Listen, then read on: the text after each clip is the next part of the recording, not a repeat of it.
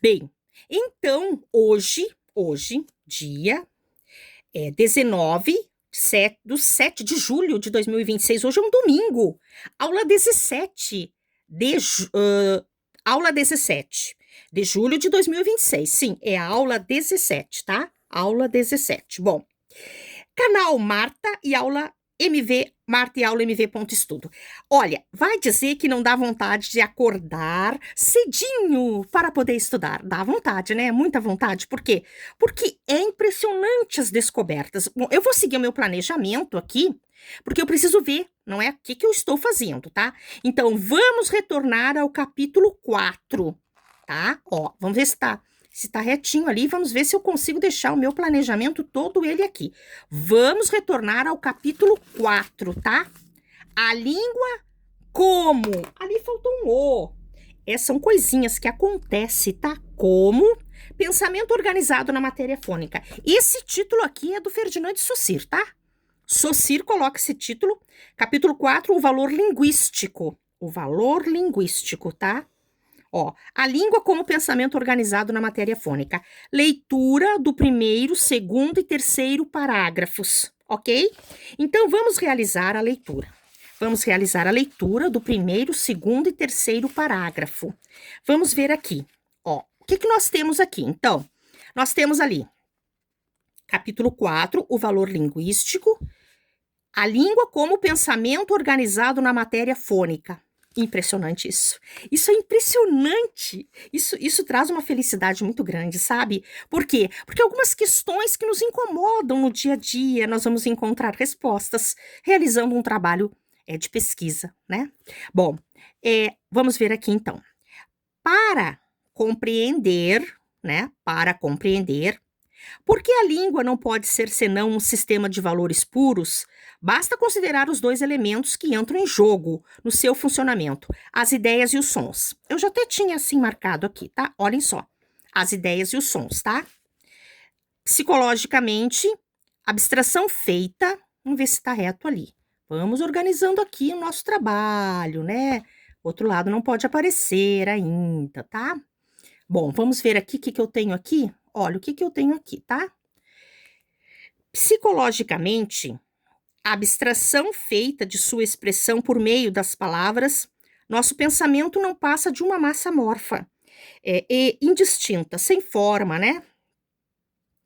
Filósofos e linguistas sempre concordaram em reconhecer que, sem o recurso dos signos, seríamos incapazes de distinguir duas ideias de modo claro e constante.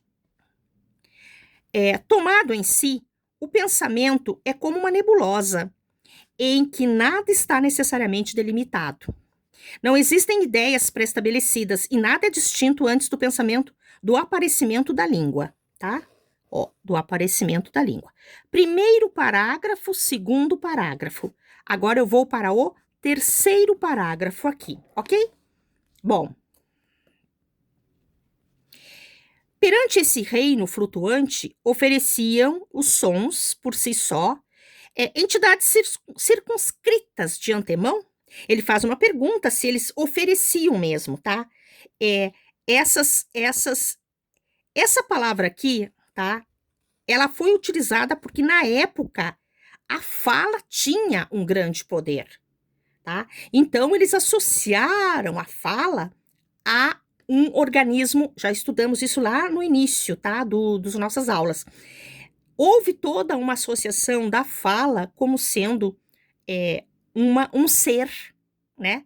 Porque como a fala, ela tem a ver com o organismo, com a parte orgânica do ser humano, então lá naquela época, eles consideravam, eles achavam que a fala era um ser superior, tá?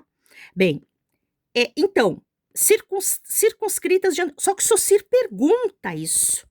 Será que os sons ofereciam esta circunstância de ser o quê? Uma potência circunscrita de antemão? Ó, circunscrita, tá? Escrita em si mesmo. Tampouco, a substância fônica não é mais fixa, nem mais rígida. Não é um molde a cujas formas o pensamento deve necessariamente acomodar-se. mas uma matéria plástica que se divide, por sua vez, em partes distintas para fornecer os significantes dos quais. Agora nós vamos ver aqui. Quantos minutos eu tenho ali? Ah, eu tenho alguns minutos ali, né? Dos quais. Vamos organizar aqui retinho aqui, tá? Dos quais o pensamento ele tem necessidade. Podemos, então, representar o fato linguístico em seu conjunto, isto é, a língua como uma série de subdivisões contíguas, marcadas simultaneamente sobre o plano indefinido das ideias confusas. A, e sobre o plano não menos indeterminado dos sons, B. É o que se pode representar aproximadamente pelo esquema. Bom, a Saussure faz um esquema aqui, tá? Mas o que eu preciso trazer aqui é uma outra colocação. O que é isso tudo aqui? Bom, vamos ver. Eu fiz alguns lembretezinhos aqui que eu vou colocando aos poucos, tá? Vou baixar aqui um pouquinho esse lembrete aqui para colocar já em seguida. Bom, vamos ver aqui. O papel, característico da língua diante do pensamento, não é criar um meio fônico material para a expressão das ideias, tá? Mas servir de intermediário entre o pensamento e o som. Isso aqui é muito importante. Ó, tá? Quem é o intermediário? O intermediário, então, vai ser o quê? Ó, a língua, né? A língua que nós vimos lá atrás, que ela pode... Não, isso aqui tem que ficar muito reto, tá? Não pode ser assim. Não pode ser um trabalho assim, todo mal feito, assim, né? Quando nós estamos estudando, nós vamos organizando, porque senão depois nós não conseguimos, nós não conseguimos... Onde é que está o meu outro papelzinho aqui? Ah, tá aqui, parei só um pouquinho, tá? Que eu achei aqui. Nós não conseguimos, tá? Vamos ver aqui onde é que eu estava aqui. Ó, intermediário entre o pensamento e o som. Ah, se nós não fizermos tudo muito bem organizado, é claro que nós não vamos ter vontade de voltar a estudar, ler, não é? Copia tudo assim, de qualquer jeito e tal. Bom, em condições tais que uma união conduza necessariamente a delimitações recíprocas de unidades. Bom, o pensamento, agora vamos observar aqui. Eu aproveitei para fazer um adendo aqui, tá? Mas, enfim, o pensamento caótico por natureza é forçado a precisar-se ao se decompor. Não há, pois, nem materialização do pensamento, nem espiritualização dos sons. Trata-se antes, de fato, de certo modo misterioso, de o pensamento-som implicar divisões e de a língua elaborar suas unidades, constituindo-se entre duas massas amorfas. Ponto. Aqui tem um ponto. Aqui eu faço um parênteses, tá? Para colocar essa ideia aqui, certo? Ó, onde é que está o ponto que eu coloquei ali? O ponto está aqui, tá? Então, aqui eu faço uma observação. Duas observações, tá? Mas primeiro eu vou ler uma, para depois eu ler a outra, certo? Ó. Bom, aqui, vou levantar um pouquinho ali para poder buscar aqui, tá?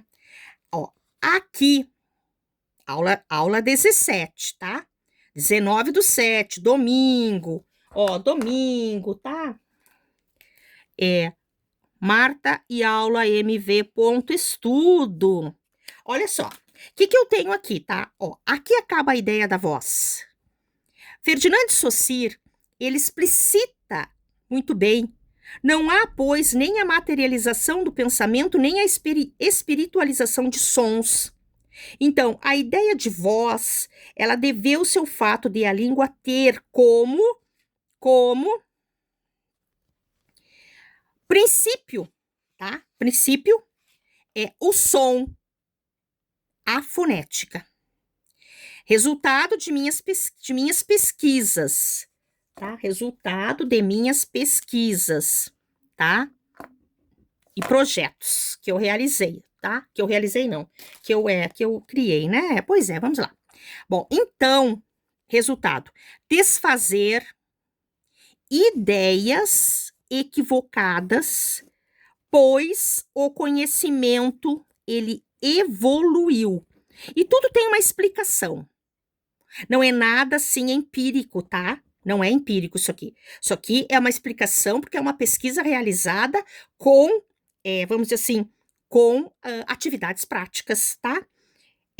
Desfazer ideias equivocadas, pois o conhecimento evoluiu e as criaturas também devem evoluir. Então, aqui nós separamos essa questão aí de espiritualização do som. Não há. Isso foi uma consequência das ciências sobrenaturais, lá da época, lembram? Quando começaram a surgir as pesquisas sobre todas as áreas, né? Inclusive da própria língua, tá? Bom, então vamos ver. Eu tenho 10 minutos. Vou continuar no outro vídeo. Vamos lá? Vamos continuar no outro vídeo, é muito legal isso.